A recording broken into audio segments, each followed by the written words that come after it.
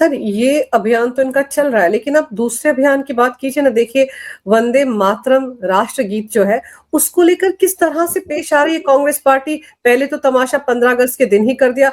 अब ये जो मल्लिकार्जुन खड़गे हैं, आप देखिए किस तरह की स्टेटमेंट दे रहे हैं सर। अमित शाह को लेकर क्या बोल रहे हैं कि मैं तो पहली बार विधायक बना था तो अमित शाह तो बच्चे थे, तो इससे क्या फर्क पड़ जाता है। इनको लग रहा है कि वो इनको देशभक्ति सिखा रहे हैं।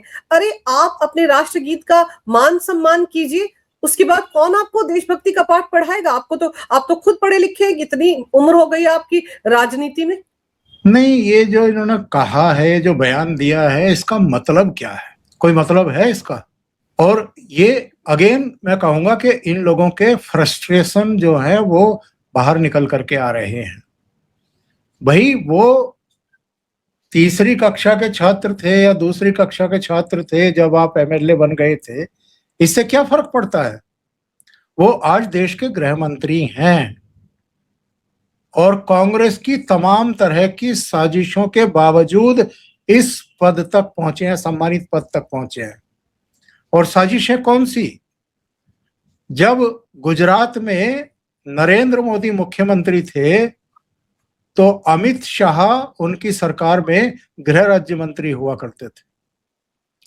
तब सोहराबुद्दीन शेख और इशरत जहां मुठभेड़ कांड में सीबीआई को उनके पीछे लगा करके उनको गिरफ्तार करा दिया था। 3 महीने तक उनको अहमदाबाद की सेंट्रल जेल में रखा गया। इसके बाद गुजरात हाई कोर्ट ने उनकी जमानत की अर्जी स्वीकार की, लेकिन एक शर्त के साथ उनको जमानत दे दी कि आप जब तक ये जांच हो रही है तब तक गुजरात में ना रहें। अमित शाह को 2 साल के लिए अपने घर से बेघर किया गया, दर बदर जिसको कहते हैं। और ये क्या ताना मारते हैं कि जी वो कोर्ट के आदेश पर तड़ीपार घोषित कर दिए गए थे, तड़ीपार हो गए थे। फिर अगर वो तड़ीपार हो गए थे तो जो बॉम्बे की जो सीबीआई की विशेष अदालत थी, जिन्होंने अमित शाह को हर एक आरोप से बरी किया, बाइज्जत बरी किया, और अपने निर्णय में लिखा कि ये पॉलिटिकली मोटिवेटेड आरोप थे जो जिसमें अमित शाह को गिरफ्तार किया गया था, उसको कौन याद रखेगा? क्यों नहीं याद करना चाहते हैं और क्यों नहीं पब्लिक को बताना चाहते हैं? तो इनके रोकने से, तो अगर गिद्धों के कोसने से, चाहने से अगर जानवर पशु मरा करते तो अब तक तो सारे खत्म हो गए होते, सारी दुनिया के खत्म हो गए होते। इन्होंने किस किस तरह के अभियान नहीं चलाए हैं? नरेंद्र मोदी को भी खत्म करने के किस तरह के अभियान चलाए? नहीं चलाए इन्होंने। 9 घंटे तक अगर किसी चीफ मिनिस्टर से एसआईटी ने पूछताछ की थी, उसको ग्रिल किया था, तो वो अकेले नरेंद्र मोदी थे। चीफ मिनिस्टर रहते हुए उनसे पूछताछ की गई थी गुजरात दंगों के बारे में। किसी एसआईटी ने, किसी आयोग ने, किसी कमेटी ने, कोई एजेंसी ने आज तक नरेंद्र मोदी को गुजरात दंगों का दोषी नहीं माना। उन पर कोई आरोप नहीं है। जब दंगों को काबू करने के लिए सेना तलब करनी थी, तब सेना बुलाई गई और उन्होंने, शायद टाइम्स ऑफ इंडिया का एक प्रोग्राम था जिसमें दिग्विजय सिंह भी इनके साथ बैठे हुए थे, उन्होंने कुछ छेड़ दिया तो नरेंद्र मोदी ने एक खुलासा किया था, मुंह दिखाने के काबिल नहीं बचे थे दिग्विजय सिंह। उन्होंने कहा कि जब गुजरात दंगे हो रहे थे तो ये मध्य प्रदेश के मुख्यमंत्री थे। मैंने कांग्रेस शासित 3 प्रदेशों के मुख्यमंत्रियों को टेलीग्राम भेजा और उनको फोन करवाए और ये अनुरोध किया कि यहाँ स्थितियां खराब हो रही हैं, अपने यहाँ से पुलिस फोर्स भेजिए हमारी सहायता के लिए। कांग्रेस के 3 राज्यों के मुख्यमंत्रियों ने मना कर दिया फोर्स भेजने से। और आज ये किस मुंह से गुजरात दंगों को लेकर के, जबकि उनको किसी भी अदालत ने, किसी भी जांच कमेटी ने, किसी भी आयोग ने गिल्टी नहीं पाया है, लेकिन इनका दुष्प्रचार आज भी चल रहा है। ये तो भला हो इस देश की जागरूक जनता का, जो दूध का दूध और पानी का पानी करना जानती है। उनको पता है कि किस तरह का दुष्प्रचार किया जा रहा है, यही कांग्रेस की सरकार थी ना अंजू जी, जब मुख्यमंत्री के तौर पर उनको एक सेमिनार के लिए, एक प्रोग्राम के लिए अमेरिका में आमंत्रित किया गया। 67 मेंबर ऑफ पार्लियामेंट ने एक चिट्ठी लिखी, बराक ओबामा राष्ट्रपति थे, उनको भिजवाई गई और कहा गया कि नरेंद्र मोदी गुजरात दंगों के जिम्मेदार हैं, उनको वीजा ना दिया जाए।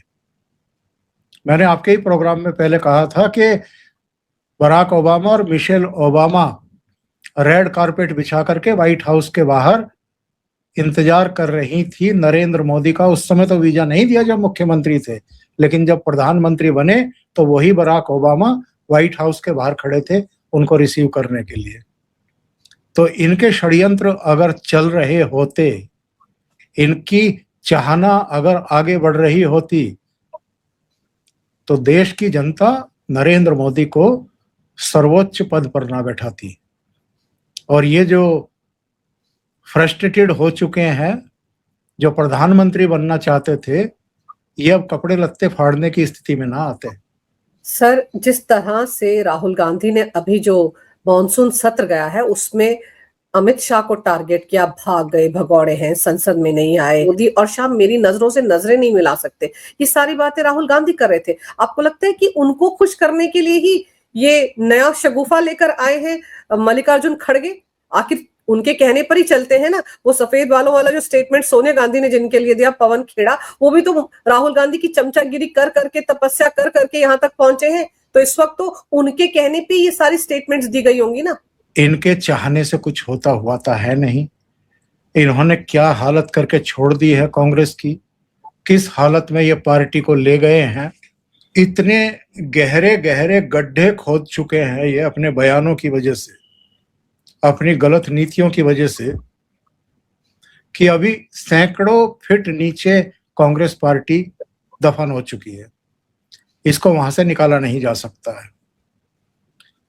अगर वाकई लोकतांत्रिक व्यवस्था में और जो परिपाटियां हैं उनमें मौजूदा इनकी लीडरशिप का यकीन होता, तो ये सदन का भी सम्मान करते, स्पीकर और सभापति का भी सम्मान करते, ये राष्ट्रपति और प्रधानमंत्री का, गृह मंत्री का भी सम्मान करते, ये संवैधानिक संस्था चुनाव आयोग का भी सम्मान करते।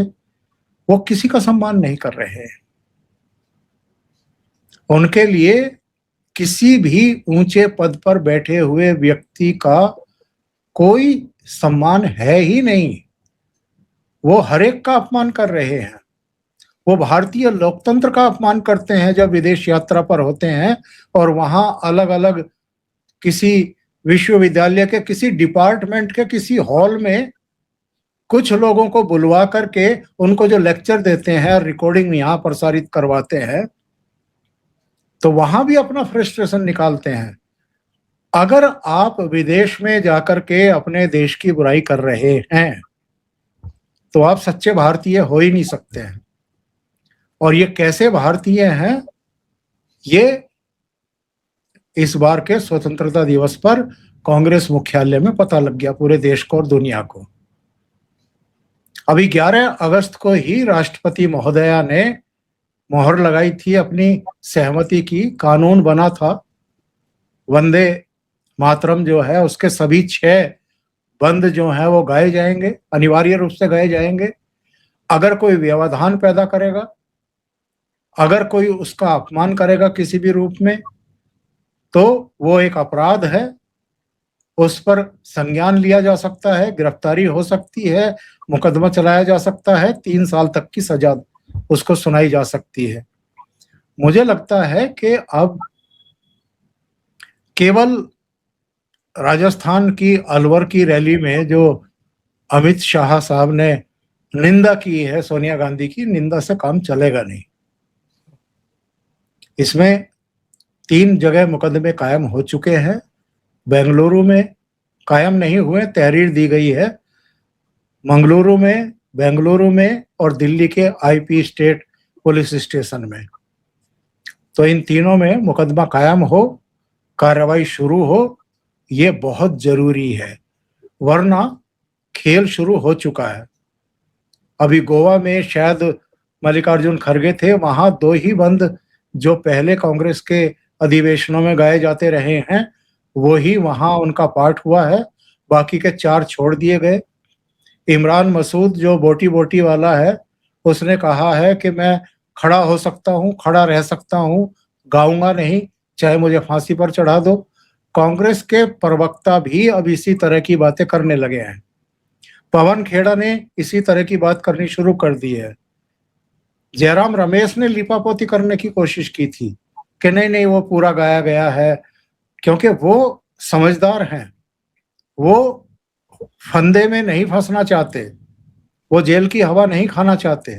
तो जो थोड़ी नासमझी दिखा रहे हैं, वोटों की तुष्टीकरण के लिए, जो एक कट्टरपंथियों को खुश करने के लिए इस तरह की हरकतें कर रहे हैं, बयानबाजी कर रहे हैं, उनको इसकी गंभीरता का पता नहीं है।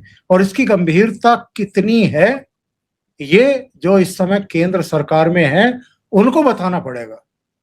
ये उनकी जिम्मेदारी है कि वो अगर कोई कानून बना रहे हैं तो ये भी बताएं कि इसको लागू करने में जो भी बाधाएं आएंगी, जो भी बाधा बनेगा, उसका क्या हश्र हो सकता है। और अगर यहां केंद्र सरकार कमजोर पड़ी तो फिर लोग उसकी आलोचना करेंगे कि आप ऐसा कानून बनाते ही क्यों हैं जिसको आप इंप्लीमेंट नहीं करा पा रहे हैं।